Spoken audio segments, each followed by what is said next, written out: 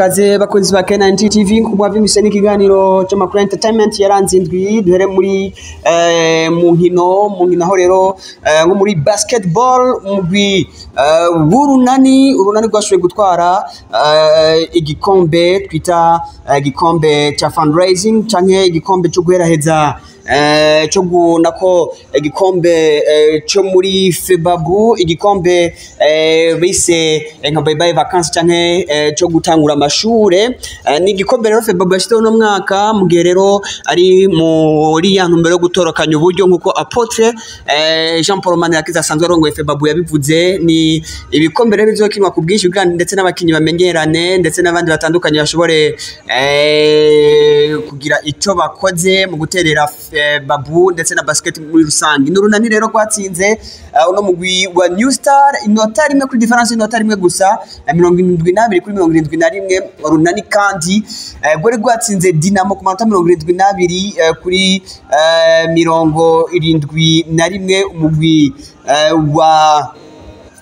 umugwi wa Dinamo urunani rwatsinze Dinamo uko ni urunani rubandanya kwerekana ko rukomeye mugihe rufise abakinyi bakomakomeye bwagiye barakora hirya no hino hano Balandri ndetse na Obleng Cheng bona ko ari umukinyi kabisa bari mu gihugu cya Kenya yaje atavyorosha no mwiganwa ry'umupira w'amaboko basketball hano wacu mu Burundi bona ko akubita madenk meza ndetse bona bahoma neza ni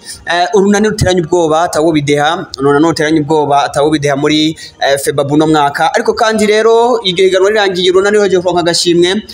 hano uno arongoye Febabu yaramenyesheje ko agiye kubaka ikibuga mpuzamakungu hano iwacu mu Burundi cya basketball cyugaye gisakaye neza ati abantu badoze baratanga 5,500 10 n'ibihumbi 100 bara ahantu hameze neza cyane hasukuye ni inkino rero za basketball hano iwacu mu Burundi umva ko zibandanya zitera imbere buhoro ni muri Febabu nyene babandanya babikora neza cyane mugere muri Febabu ubona ko bariko baratuganya naho ihiganwa ry'iswe Super Coupe izotangura izogiba ku migwi ine ya hano iwacu mu Burundi yabaye ya mbere muri no higanwa rero ryasozwe ku Imana nuko vyifashe ni Febabu umva ko atakwitakora kugira ngo ibintu bigende neza cyane amakuru hano iwacu kandi yaranze no tuve mu nkino tuje mu muziki Otile Brown yaje ku munsi wa gatatu agenda ku munsi w'Imana n'ururimbo rero bariko barategura ururimbo collabo na Sadbi rero miliyoni 100 za Crown Royal ariko kandi ni Sadbi muri Crown Royal bamwemereye collabo zitanu collabo ya mbere yegiranye na Otile Brown hariya muri Kenya indirimbo ntiraje habona nkuko bivugwa na Kent P wo muri Empire Avenue ariko kandi muri Empire Avenue basoye n'ururimbo go kuryohera abafana ururimbo Forgive Me Sadbi yasoye kugira ngo aryohera abafana ntiyarushyize kuri YouTube ntiyarushyize n'ahantu na hamwe n'ururimbo rugumana cyane kuri za kuri za Facebook WhatsApp n'ahandi guno muri Sadbi umva ko ari bonus nziza cyane yahaye abafana biwe uno muririmbyi Sadbi Otile Brown rero yasubiye mu gihugu cya Kenya mugere rero muri live yiwe Sadbi ku munsi w'Imana live yiwe kuri Facebook yerekanye ari muri Muyinga ari kumwe n'umuryango wiwe Bernice ndetse ariko kumwe kandi n'umwana wiwe hariya Muyinga nyene umva ko Sadbi ubuzima bandanya buryoha ni entertainment nuko rero tuve kuri Sadbi tugeke mu nkino Francine Niyonsaba yatwaye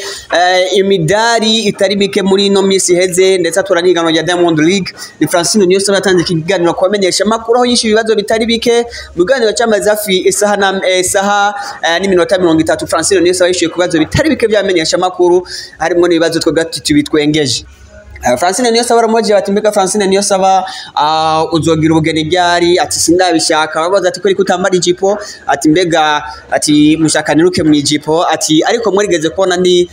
nambaye imvutano ndi hariya iriyo ati nari mu mvutano Francine Niyonsaba bamubajije bati mbega niki kibura kugira ngo abanonotsi nga mu Burundi bashike ku rwego rwawe ati harimo gushaka no gushigikirwa guke ushaka ko abanonotsi ndetse n'abakurira abanonotsi no gushaka guke rero ko bakurira abanonotsi mugihe kandi Francine Niyonsaba bamubajije n'ibitari bike kujyana n'ivyabereye hariya i Tokyo yagize ati byabereye hariya i Tokyo ati jewe narabuze uwo nikora ko chef de mission yari hafi ati abantu benshi rero ibyo muvuga ntavyo muzi mugihe wararongoye mission yavuze ati bimaze kuba ngo barakoranye na Francine agira ati je twagiye kubonana uwo munsi vyaheze vyavuyemwo nuko rero vyifashe ni Francine niyo sabagira ati Rio de Janeiro nako Tokyo yavuyemwo Francine agira ati Tokyo yavuyemwo tubona kwitegura Paris 2024 ati ubundi teguye neza cyane ku 5,000 ndetse n'ibihumbi 10. Nuko tuve mu byo kwinonora imitsi tuje kandi mu muziki witwa Tetero hano yashoboye gushora album yiwe yisekeza mwiza w'umutima Tetero rero album yiwe giza n'indimbo zitari nke hano abona ko yashize mu gahogo ari kumwe rero ashigikiwe na B-Face on the floor n'abandi banyavyubahiro batandukanye muri Etena nkuru nziza kiri umuhisi nkuru nziza Pierre igeze ko arongoye Burundi ari kumwe n'umwana wa nyine cyubahiro mukuru w'igihugu ari kumwe na Jado nkuru nziza n'abandi batandukanye bugwaruka bica bigacikana iwacu mu Burundi canke batwi cyane ni Tetero rero bumva ko atavyoheje cyane ni album yiwe umva ko ari ibintu bitoroshe na buke Tetero rero abandanya nawe nyine abigira neza mu gihe nyuma yaharonkeye ino Primusic benshi bari bamuteze ko byinshi kandi abandanya bikora ni Primusic twibutsa ko yatwaye atahora aririmba ngo rurimbo rw'iyo ryari yagiye kuri scene ni Tetero rero ubu yigariya hanze y'igihugu ni Tetero kandi ubu twagira tuti ubu abandanya bikora neza ni entrepreneur kandi umva ko ari ibintu bikomeye cyane kuri Tetero abandanya giteza imbere bitandukanye nuko kandi ndogana tuvuze n'indirimbo yakiri kwibandanye trending n'ibirahara waciye imisi itari mike shorts ariko kandi bandanye ikundwa cyane ni kiri kuyasohoye indirimbo biraharawe ubona ko muri no misi ari trending trend in the town umva ko ari bitoshe cyane biraharawe aba diaspora badutwara aba diaspora kuturongora biraharawe aba papa bakuze kudutwara baby biraharawe ni kiri kwerembye kuzima bw'igihugu butandukanye ururimbo rumeze neza cyane rubandanya byura batari bake babandanya barushira ku mbuga zitari nke ubona ko kandi n'ibiharawe ari byinshi ibyo yavuze ari byinshi bibandanya biharagwa ariko kandi bandanye bivugwa cyane ni kiri ku nabiraharawe ibintu abandanya bimeze neza cyane twabwira kandi ko muri kino gihe n'indi ndirimbo ikiratere ije imbere ni DJ Lewis na Fizo agira bati fata umva ko nabyo nyine ari ibintu bikomeye cyane nayo nyine bandanye trending nuko ni ibintu bitoroshe cyane muri entertainment hadi wacu mu Burundi ariko kandi tubibutsa ko Primus League umunsi wa kane higanwa barakinywe